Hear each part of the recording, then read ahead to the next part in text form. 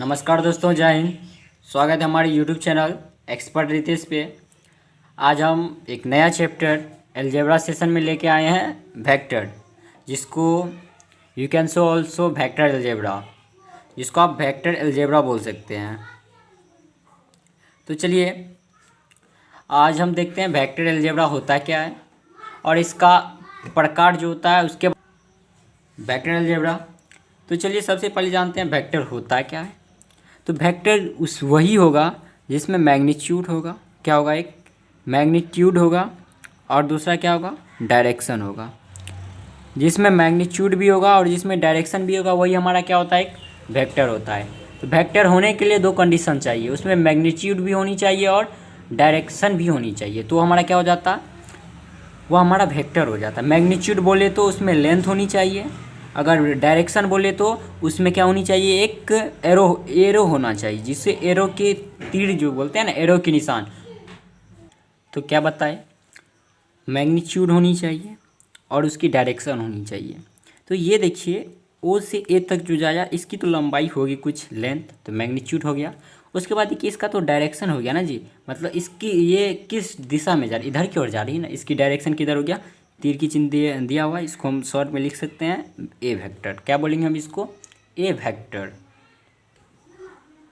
और यही हमारा क्या होता है? एक पोजीशन वेक्टर। जो हमारा पोजीशन वेक्टर जो होता है, पोजीशन वेक्टर बोले तो क्या, ओरिजिन से लेकर, ओरिजिन जो होता है ना शुरू ओ वाला पॉइंट, वहाँ से लेकर उस वेक्टर की डायरेक्शन, तो ओ ए जो हो जाएगा हमारा क्या हो जाएगा? एक पोजीशन वेक्टर, जिसको हम वेक्टर ए इंडिकेट करेंगे। समझ गए? जब हम इसका मैग्नीट्यूड निकालेंगे तो सो देखिए मैग्नीट्यूड, इसका मैग्नीट्यूड क्या होगा?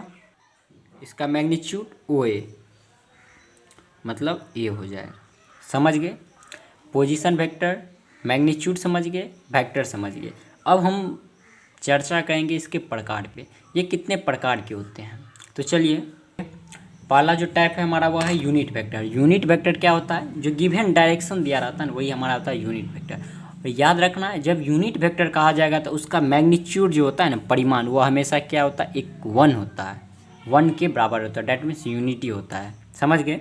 तो अब देखिए यूनिट वेक्टर अगर किसी वेक्टर का निकालना हो तो क्या होगा? वेक्टर एक कैप बराबर उस वो वेक्टर लिख देना, उसके बाद उस वेक्टर के मॉडुलस या उस वेक्टर के मैग्नीट्यूड से डिवाइड कर देंगे तो वो हमारा क्या बन जाता है? एक यूनिट वेक्टर हो जाता है। ये इंपॉर्टेंट है, आपको यूनिट वेक्टर के लिए ये याद रखनी होगी। तो यहाँ तक में किसी को दिक्कत? उसके बाद देखिए, अब उसके बाद देखना है हमको क्या? एक इक्वल वेक्टर। चलिए दूसरा प्रकार क्या है हमारा? Equal vector. तो जानिए इक्वल वेक्टर होता क्या है। जिस वेक्टर का मैग्नीट्यूड सेम होगा और डायरेक्शन सेम होगा वह क्या होगा? हमेशा एक इक्वल वेक्टर होगा। इक्वल वेक्टर होने के लिए उसका मैग्नीट्यूड सेम होनी चाहिए और उसका क्या डायरेक्शन वह क्या होनी चाहिए? इक्वल होना चाहिए। तो वह हमारा क्या हो जाता है? Unit vector. तो सपोज कीजिए, मान के चलिए एक वेक्टर ये दे रहे हैं, दूसरा वेक्टर ये, इसका देखिए मैग्नीट्यूड ए बी। अब बताइए इसका मैग्नीट्यूड दोनों का लेंथ ठीक है और डायरेक्शन भी एक ही डायरेक्शन में जा रहा है, मतलब इधर जा रहा है, ये वेक्टर भी जा रहा है इधर, ये वेक्टर भी, दोनों क्या होगा? हमारा एक इक्वल वेक्टर हो जाएगा। तो आई होप यहाँ तक सबको समझ में आ गया होगा। चलिए जो इम्पोर्टेंट है उन्हीं को पढ़ने जा रहे हैं, तो घबराना नहीं है, क्योंकि वेक्टर भी कई प्रकार के होते हैं, मतलब as a point of competitive exam के अनुसार आपको हम डील कर रहे हैं। तो यहाँ देखिए अब हमको पढ़ना है एडिशन ऑफ वेक्टर। क्या करेंगे हम? दो वेक्टर को जोड़ेंगे कब, सो सीखना है। अब देखिए जब एडिशन करेंगे वो हमारा तो एक होता है ट्रायंगुलर लॉ ऑफ एडिशन, क्या बोलते हैं इसको हम? Triangular law of addition. Triangular law of addition होता है। तो देखिए कैसे होता है।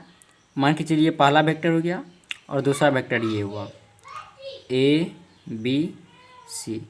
अब मान के चलिए हमारा वेक्टर ए हो गया, ये हमारा वेक्टर बी हो गया, ये जो होगा हमारा रिजल्टेंट वेक्टर होगा जो जोड़ के बना होगा, तो ये हमारा क्या हो जाएगा? Vector A plus vector B.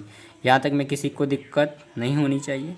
तो देखिए जब हम इसको जोड़े तो क्या हो गया? ए बी वेक्टर को जोड़े किसके साथ? बी सी के साथ, तो हमारा क्या बना? A C vector. यही तो हमारा क्या है? Addition of vector. समझ रहे हैं? और देखिए जब हम इसी को आगे हम तोड़ेंगे तो ये तो हमारा ऐसा हो सकता है ना, A B vector plus B C vector बराबर माइनस सी ए वेक्टर। इसको जब हम पलटा देंगे तो नेगेटिव बन जाता है, सबको पता है। अब उसके बाद देखिए यहाँ से हमारा एक और रिजल्ट तैयार हो जाता है, A B plus B C plus C A बराबर 0। जब A B vector plus B C vector plus C A vector को जोड़ेंगे तो वह हमारा 0 के बराबर हो जाएगा। यह एक इम्पोर्टेंट रिजल्ट हमारे पास तैयार हो जाता है। तो चलिए आज का क्लास हम यहीं छोड़ रहे हैं। नेक्स्ट क्लास में आपको बताया जाएगा वेक्टर को जो जोड़ा जाता है पैरेललोग्राम का जो लॉ होता है उसके थ्रू जाना जाता है। उसके बाद कोलिनियर पढ़ेंगे, कोप्लेनर पढ़ेंगे, क्रॉस प्रोडक्ट पढ़ेंगे, डॉट प्रोडक्ट पढ़ेंगे।